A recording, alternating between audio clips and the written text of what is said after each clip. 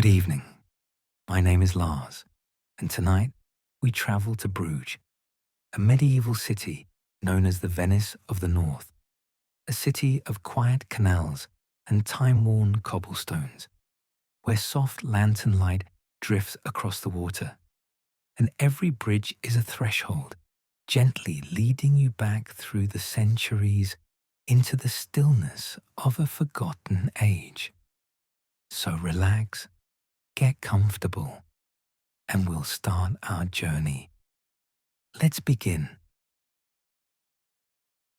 The sun has long since dipped below the horizon, leaving behind a sky the color of crushed velvet and deep indigo.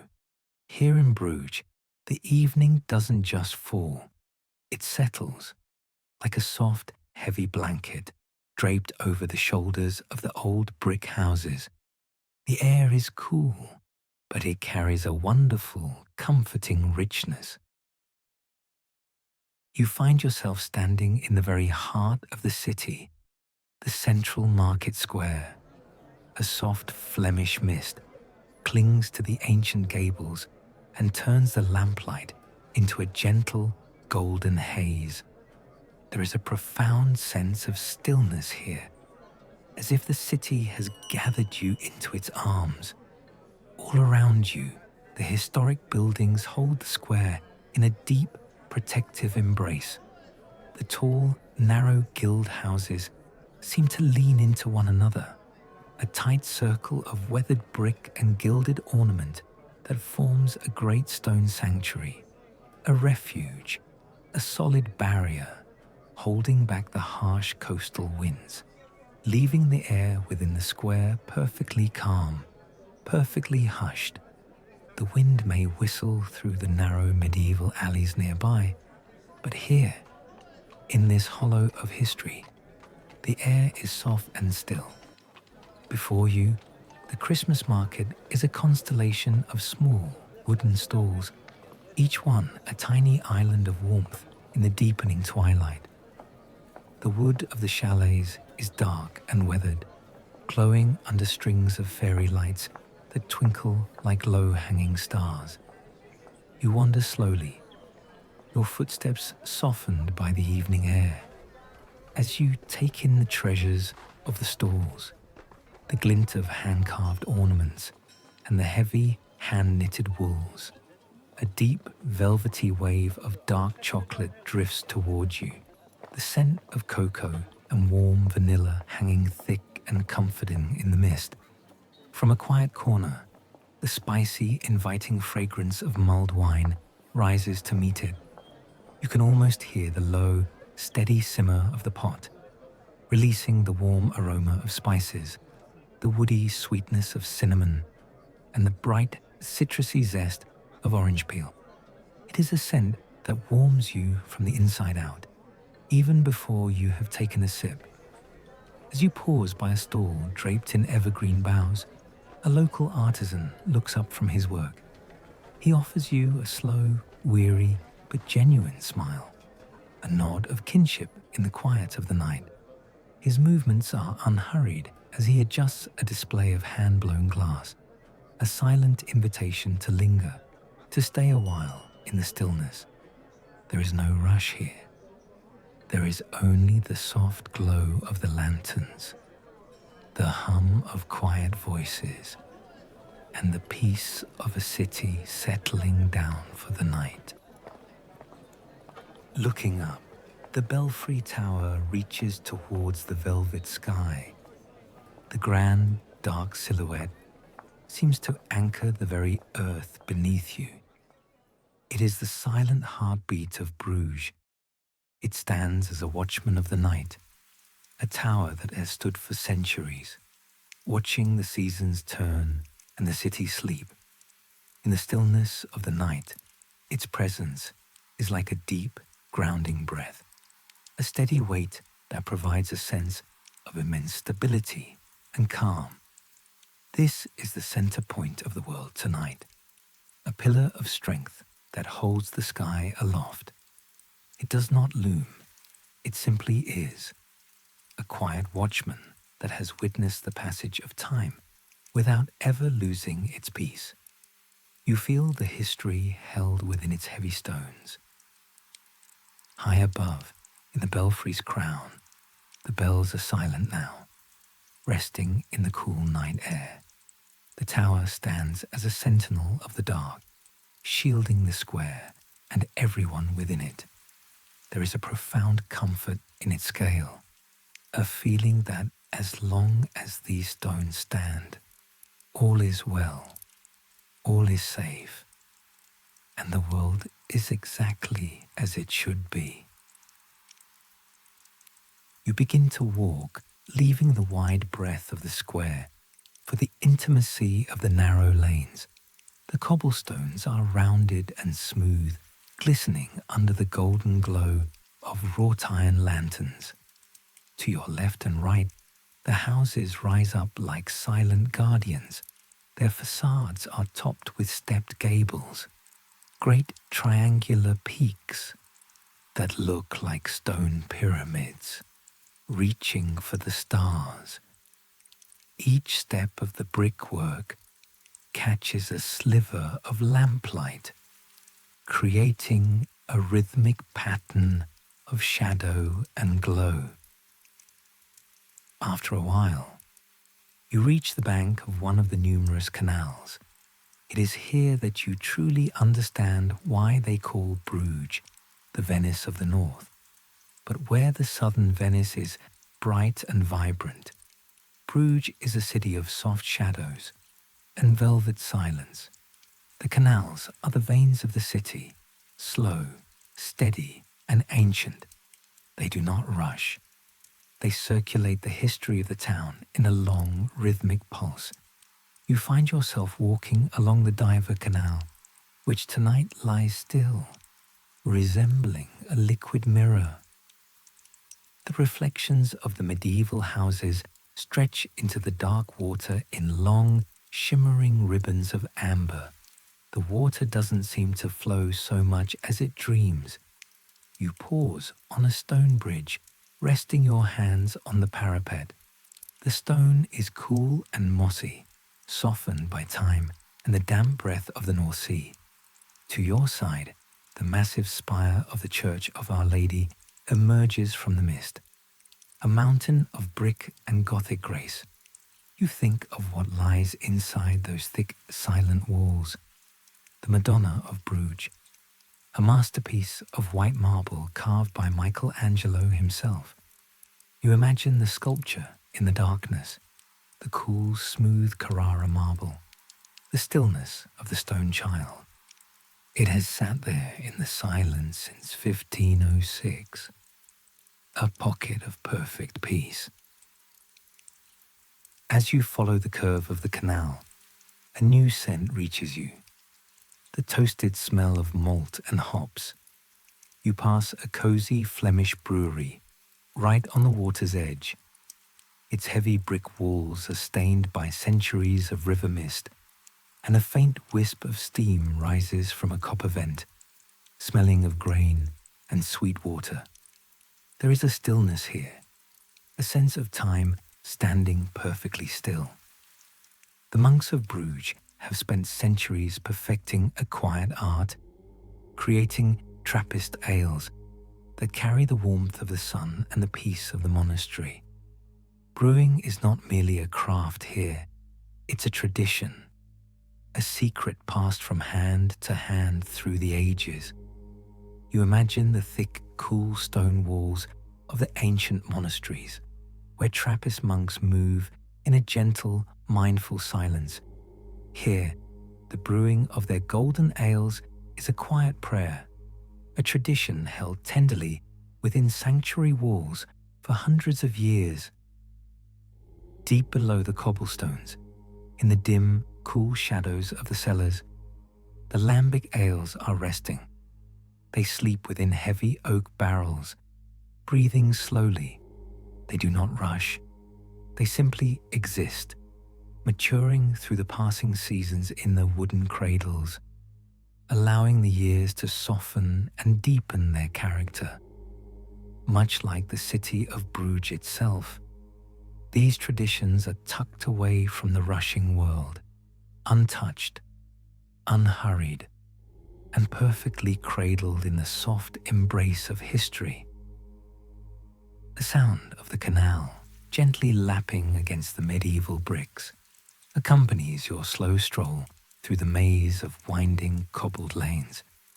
Your breath slows to its rhythm. You notice the plumes of frosty air drifting away effortlessly as you exhale. Like a dreamy metronome, it paces your steps. There is ample time to admire the intricate details of each building. On an evening as peaceful as tonight, high above, a gargoyle sits tucked into the nook of a rooftop, a hooded figure watching over the narrow street below. His weathered finish makes him look even older than the stone he calls home. The harshness of his features, smoothed by centuries of rainy nights, endured from his silent post. Your wandering footsteps take you down a path towards the Lake of Love, once a busy medieval harbour, now a sanctuary of absolute silence. Along the bank, the trees stand like polite gentlemen, tipping their hats in a gentle swaying greeting. A single street lamp casts a glint across a fresh coat of frost, forming along the footpath. Across the water, an ice rink adorns the water's edge. A lone worker quietly stacks skates into a wooden cabin. Every motion is seamless, appearing to make no sound at all. Your mind drifts back to a fond childhood memory of ice skating with your parents as an infant.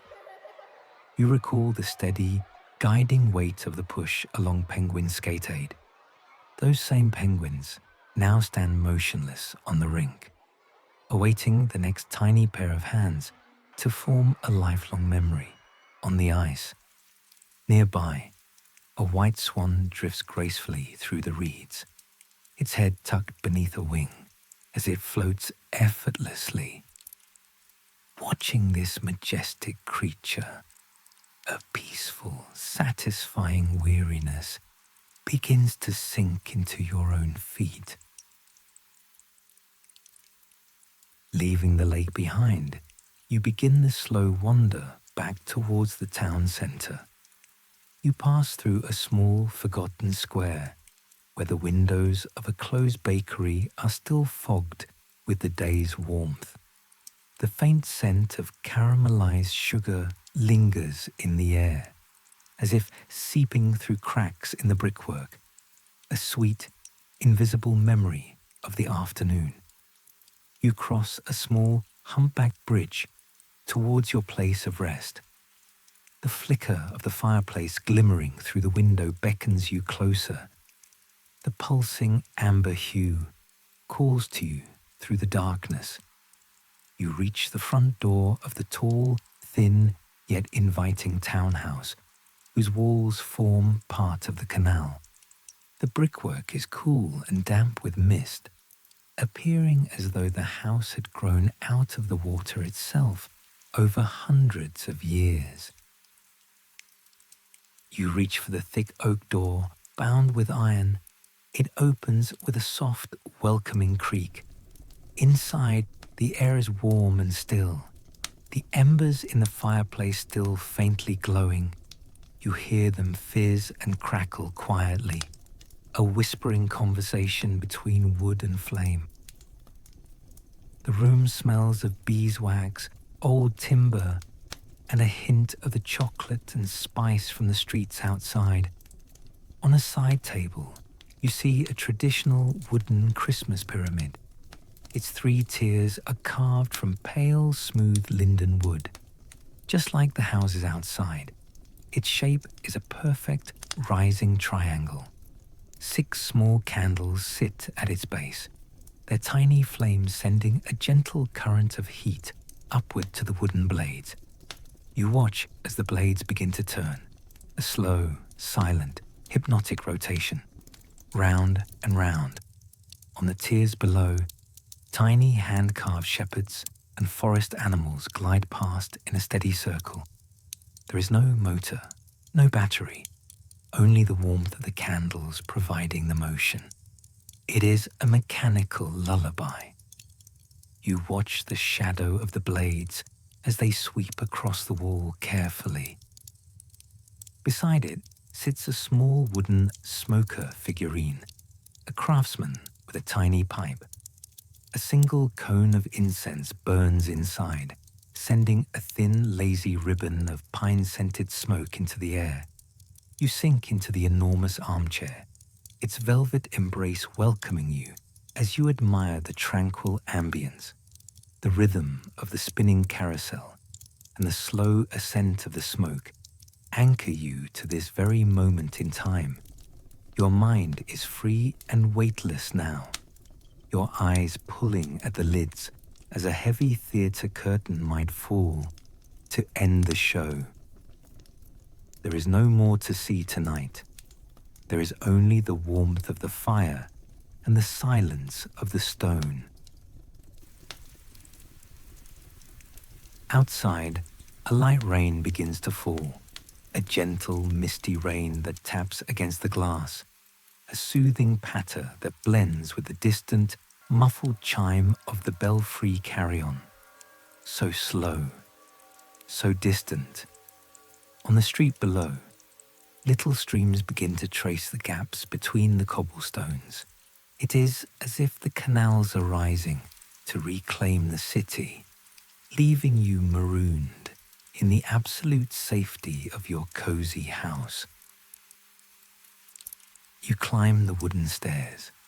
Your room is tucked high under the rafters, where the great wooden beams of the roof cross above you like protective arms. The room is dimly lit, bathed in a soft orange hue, as the glow from the red embers downstairs pulses gently against the walls.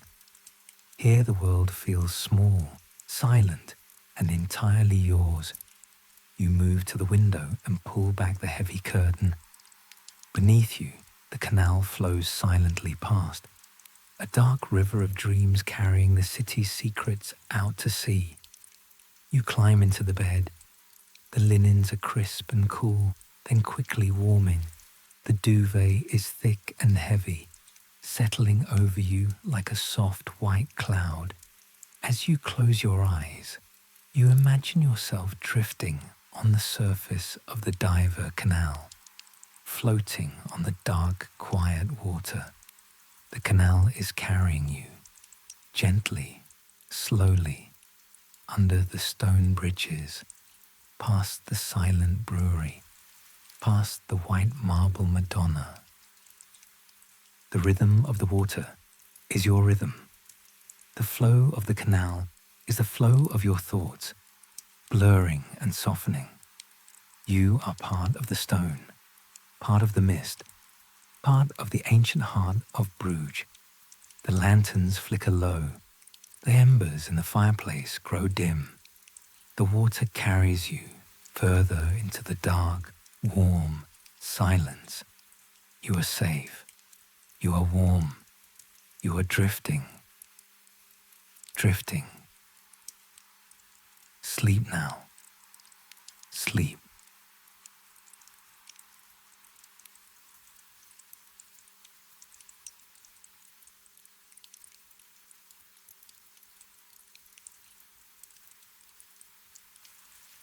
The map is folded. The lantern is dimmed. Sleep well, traveler. The world will wait for you tomorrow.